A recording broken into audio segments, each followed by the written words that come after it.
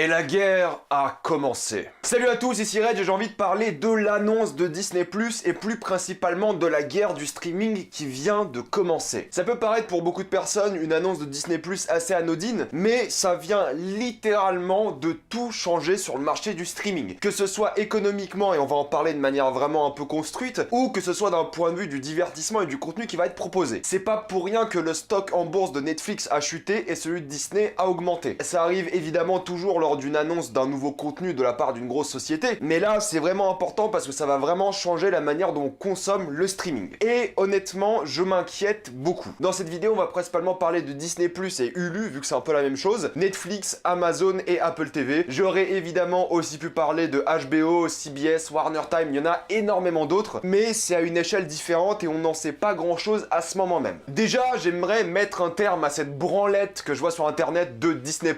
Je ne comprends vraiment pas la hype autour de Disney+, même si je sais que tout le monde va la voir, moi inclus. Déjà, pourquoi la hype? Je n'y crois pas du tout. Parce que Disney+, pour l'instant, propose quoi? Star Wars, la Fox, et encore pas tous les trucs adultes. Ça sera sûrement sur Hulu. Les Simpsons, les Pixar, vraiment tout ce qu'ils possèdent. Ils ont dit 7000 et quelques épisodes et je ne sais pas combien de films au lancement. Ça peut paraître impressionnant comme ça, mais si tu compares à Netflix, ça n'a vraiment rien à voir. Ça ne fait pas du tout le poids, c'est évident. Mais vous allez me dire, ouais, mais il y a Star Wars, il y a Marvel, il y aura de nouvelles séries Star Wars et Marvel. Alors oui, j'ai hâte de voir The Mandalorian, de voir Faucon et Winter Soldier, de voir Wanda et Vision, de voir vraiment toutes les séries qu'ils vont faire sur Loki, sur Hawkeye, y a pas de souci. Moi aussi j'ai hâte, je suis un fan de séries. Mais payer 7 € par mois pour quelques séries, genre une dizaine, au début je trouve ça peu rentable. Vous allez me dire, oui, mais il y a les films, les Pixar, les Disney, c'est là que ça devient intéressant. Si tu es un père de famille ou si tu as une famille avec des enfants, Disney+, c'est obligatoire, c'est évident. Et juste dans ce marché-là, de la famille, ils vont gagner un max. Toutes les familles, la mienne comprise, vont avoir un abonnement Disney+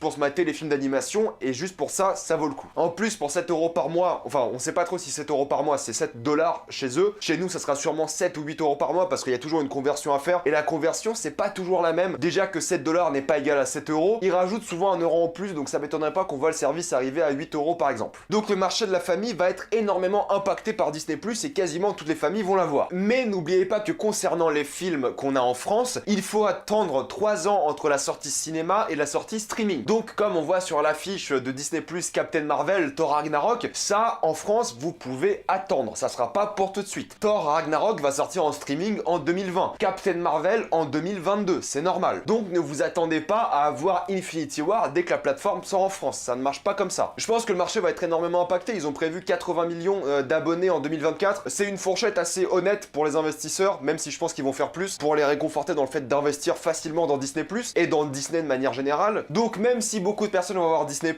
je trouve que c'est pas assez intéressant comme offre, mine de rien, comparé à toutes les autres plateformes de streaming. Le truc c'est qu'une fois que t'as vu tous les films Marvel, une fois que t'as vu toutes les séries Marvel, 8 € par mois ça fait cher quand même. Tu ne vas pas te mater, à moins d'avoir des enfants, La Reine des Neiges 2 en boucle, ou de Mandalorian, tu vas le voir une fois ou deux et puis c'est tout. Je connais très peu de personnes qui se matent le même film au moins une fois par mois. C'est très très rare. Et si c'est pour mater les 30 saisons des Simpsons pour 8 €, je trouve que ça fait un peu cher. Je pense qu'au début, il y aura énormément d'abonnements qui vont avoir lieu et les gens vont se rendre compte qu'il n'y a pas énormément de choses sur la plateforme et ils vont peut-être résilier ou hésiter même avant de s'abonner. Une fois que tu as vu tous les films et séries, ça devient compliqué. C'est là que Disney+ a un peu réagi à ça par rapport aux nouvelles plateformes de streaming, c'est que Disney+ va proposer un bundle Disney+, Hulu et ESPN. Alors ESPN, ça va concerner probablement que le sport aux États-Unis. Les droits de diffusion du sport en France, c'est beaucoup plus compliqué que ça. Mais Hulu, au fait, c'est là que va être toutes les séries et tous les films plus 13 ans. Alors Disney+, ça sera du PG-13 aux États-Unis, donc ça sera en France l'équivalent de 16 ans, 13 ans ou moins. Et c'est sur Hulu que tu auras tes Aliens, tes Terminator, tes trucs un peu plus violents. On n'a pas encore de prix sur ce bundle là, mais si ça monte à 16 €, voire 15 $, on va dire, ça devient moins rentable que Netflix. Donc faut garder ça en tête. Et beaucoup de personnes vont dire, ouais, mais c'est pas les mêmes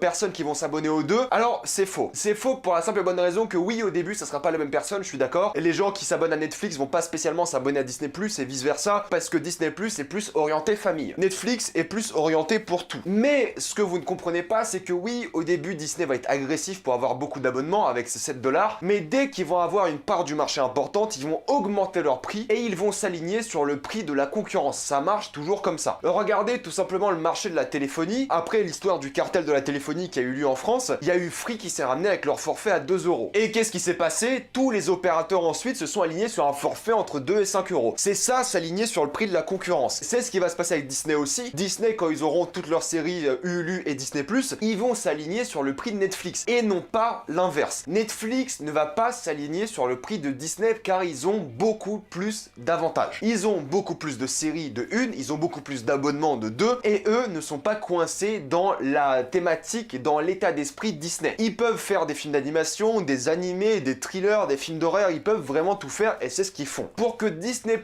rattrape Netflix, on en a pour des dizaines d'années. Au moins pour 10 ans minimum. Je déconne même pas, minimum. Et ça voudrait dire que Netflix ralentisse leur contenu. Et vous allez me dire, ouais, le contenu de Netflix est moins intéressant. Déjà, c'est faux. Il y a énormément de séries super intéressantes sur Netflix de tous les pays du monde. Et c'est ça qui est intéressant aussi, c'est qu'en Europe, il y a un quota européen qu'il faut respecter sur les plateformes de streaming. Et donc, si Disney veut arriver en Europe, il faudra respecter ce quota. Le quota de 30% de production européenne. Et c'est pour ça que tous les gens qui disent, ouais, mais Disney+ et Netflix, c'est pas pour la même personne, sont extrêmement naïfs. Parce que peut-être au début, c'est pas pour la même personne, mais c'est une méthode marketing. Oui, Disney au début, ça sera pour les familles et pour les enfants. Et Netflix, c'est vraiment pour tout le monde. Alors ça sera le cas au début. Ensuite, je vous ai dit, ils vont s'aligner sur le contenu de Netflix. Donc des productions européennes, donc des productions de séries matures, d'horreur, de films de thriller, d'animation. Ils vont vraiment tout faire Disney. Mais ils vont faire ça sur Hulu. Et le prix Disney+ et Hulu sera sûrement le même que le prix de Netflix. Et il faut savoir aussi que Netflix essaie quand même de changer de forfait. Il prévoit un forfait mobile uniquement à genre 4 $, je crois. Clairement, un forfait mobile en HD à 4 $, c'est du vol. Moi qui regarde quasiment toutes mes séries et films sur mobile, sur Netflix, c'est littéralement du vol et c'est incroyable. Mais c'est là que je pense qu'en pratique, le star power de Disney n'est dans ce cas-là pas suffisant. On verra où en sera Disney+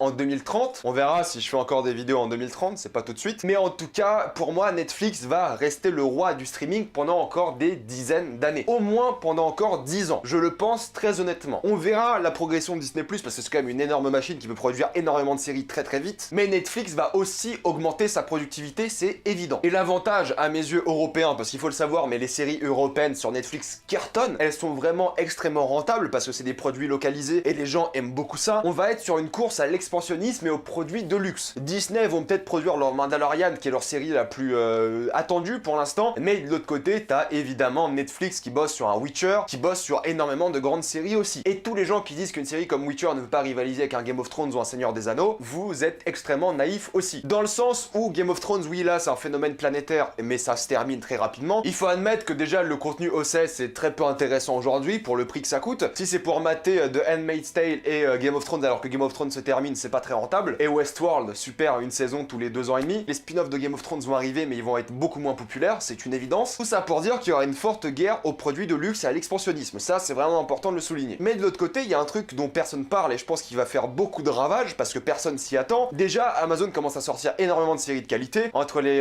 Marvelous Mrs. Maisel, Good Omens qui sort bientôt et évidemment Le Seigneur des Anneaux. Amazon, aujourd'hui, c'est la meilleure offre de streaming qui existe. Et ça le sera pour les années qui viennent. Pourquoi c'est extrêmement important Amazon? Parce que vous n'avez pas que Amazon Vidéo, vous avez Amazon Prime, Amazon Stockage, Amazon Prime Now pour vos courses. Pour 50 € par an, ça fait aux alentours de 4,20 €, 4,25 € par mois. Amazon Vidéo, c'est de loin la meilleure offre qui existe. Et quand tu auras une série comme Seigneur des Anneaux qui va arriver, tout le monde va être sur Amazon Prime. Ça, c'est évident. Ce qui m'inquiète aussi un peu, c'est évidemment Apple TV qui va sortir de nulle part. Mais Apple TV, je suis moins confiant parce que je m'attends à avoir un prix extrêmement peu compétitif. Apple, ils ont toujours des prix premium. Donc pour des gens qui ont beaucoup plus d'argent, du coup, je les vois mal s'aligner sur le marché. Je les vois mal avoir un service de streaming à 9 € par exemple. Ça me semble vraiment démesuré de la part d'Apple. Tu peux avoir Spielberg autant que tu veux. Mine de rien, Spielberg, ça vend beaucoup moins qu'un Disney, ou qu'un Seigneur des Anneaux, ou même qu'un Witcher aujourd'hui. Spielberg, c'est peut-être une marque de qualité la plupart du temps, mais c'est pas une marque marketing. Le fait de l'avoir de votre côté, ça aide les gens premium, les gens qui ont de l'argent, les gens lambda qui vont peut-être avoir votre service de streaming, ils s'en battent un peu les couilles de Spielberg, faut l'admettre. Donc on va voir le prix qu'aura Apple TV, mais je m'inquiète un peu parce qu'ils peuvent être compétitifs s'ils le veulent, et ils peuvent avoir énormément de contenu et proposer un abonnement Apple TV, par exemple avec Apple Music. pourquoi pas? C'est comme récemment, je crois que c'est Hulu qui avait un abonnement avec Spotify, donc il y a moyen de faire des combos comme ça. Imaginez-vous un abonnement à 20 balles pour Spotify et Netflix, moi je suis au paradis, c'est une évidence. Moi j'utilise déjà les deux, ça me coûte assez cher. Si je peux avoir un bundle des deux, je suis au paradis, c'est évident. Tout ça pour dire qu'il faut s'inquiéter un peu à droite à gauche, même YouTube original, YouTube Premium peut être inquiétant parce que c'est sur YouTube, c'est 10 € par mois, c'est pas très cher, mais YouTube c'est différent parce que YouTube t'as l'habitude que ce soit gratuit et le fait de payer pour YouTube ça dérange beaucoup de personnes et je crois que YouTube Premium ça marche pas aussi bien que ça. Les chiffres étaient pas fous la dernière fois que j'ai regardé. Mais moi ce qui m'inquiète par rapport à ce marché-là de manière économique, c'est que oui, tous les prix vont s'aligner sur la concurrence, mais ce qui m'inquiète c'est qu'on aura énormément de disparités des plateformes de streaming et ce qui va se passer c'est que moi je vais garder Amazon Prime parce que j'utilise plus pour le Prime que le vidéo et j'aurai vidéo à côté, c'est pour ça que je pense qu'Amazon est extrêmement avantagé. Mais quand il faudra choisir entre Netflix et Disney Plus et Hulu, Apple TV, OCS, ça va devenir compliqué. J'ai pas envie de payer 60 € par mois pour avoir ces 4 abonnements différents. Ce qui va se passer là, c'est que le piratage va de nouveau exploser. Et je ferai une vidéo sur le piratage très prochainement. Tout ça pour dire que les choses vont énormément changer. Disney Plus a fait changer beaucoup de choses. La guerre du streaming est enclenchée et on aura énormément de choses qui vont se passer durant ces 10 prochaines années. Ça va pas être tout de suite, hein, ça sera jusqu'en 2030 où ça va se mettre bien en place comme il faut, je pense. Mais Disney Plus va faire changer beaucoup de choses et j'ai hâte de voir comment ça va évoluer, même si je pense que pour l'instant, les plateformes qui vont le plus gagner, ça sera Netflix et Amazon. Amazon parce que c'est le plus compétitif et Netflix parce qu'ils ont énormément d'avance et qu'ils sont extrêmement intelligents sur la manière de faire du contenu. Netflix avec leur théorie de niche, c'est-à-dire avoir du contenu pour toutes les plateformes et pour toutes les personnes, c'est extrêmement attractif. Que vous aimiez des films d'horreur ou d'animation, vous allez trouver ça sur Netflix. Voilà, mettez-moi dans les commentaires ce que vous pensez de la guerre du streaming. Qui va gagner? Qui va l'emporter? Comment ça va se passer? Qu'allez-vous faire? Allez-vous payer 60 € par mois pour ces différents streamings ou allez-vous pirater tout ça? C'est important de se poser la question. Pensez à vous abonner à la chaîne pour plus de vidéos. Mettez un j'aime, ça aide beaucoup la chaîne. Si vous aimez la chaîne, pensez à la soutenir gratuitement grâce au lien dans la description et dans le commentaire épinglé. Vous regardez une petite pub et moi ça me fait un peu d'argent. Suivez-moi sur Instagram pour des critiques exclusives. Suivez-moi sur Twitter pour toutes les news et salut à tous.